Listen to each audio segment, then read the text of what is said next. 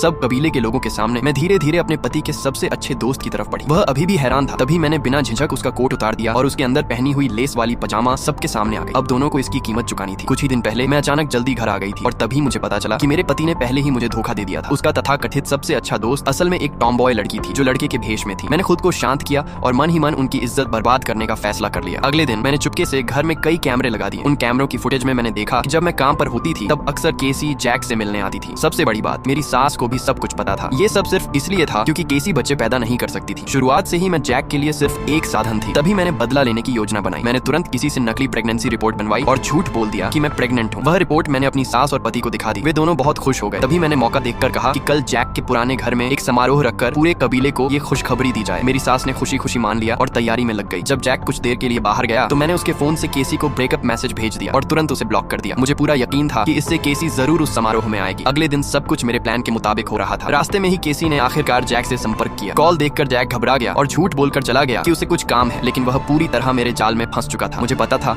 कि वे खुलकर नहीं मिलेंगे और पुराने घर के चैपल में ही मिलेंगे। मैंने सही समय का इंतजार किया, फिर पेट दर्द का बहाना बनाकर समारोह जल्दी शुरू करने को कहा। सब लोग साथ चल पड़े और थोड़ी ही देर में हम चैपल के सामने पहुंच गए। जैक बुरी तरह डर गया था। उसे समझ ही नहीं आ रहा था कि समारोह अचानक जल्दी क्यों शुरू हो गया। जैसे ही चैपल का दरवाजा खोला गया, दोनों रंगे हाथों सबके सामने आ गए। वहाँ के हालात देखकर साफ पता चल रहा था कि वे अभी क्या कर रहे थे। कबीले के मुखिया ने गुस्से में उन्हें पूर्वजों के सामने ऐसा व्यवहार करने के लिए डांटा। बाकी लोग भी आपस में बातें करने लगे। जैक तुरंत सफाई देने लगा कि केसी तो सिर्फ एक अच्छा दोस्त है जो मदद करने आया था। तब मैं शांति से केसी के पास गई जो लड़कों के कपड़ों में थी। वह कुछ समझ ही नहीं पा रही थी। तभी मैंने उसका कोट उतार दिया और अंदर की लेस वाली पजामा सबके सामने आ गई। सभी लोग हैरान रह गए। केसी को तब समझ आया कि मुझे शुरू से सब पता था, लेकिन अब बहुत देर हो चुकी थी। मेरा बदला अब आधिकारिक रूप से शुरू हो चुका था।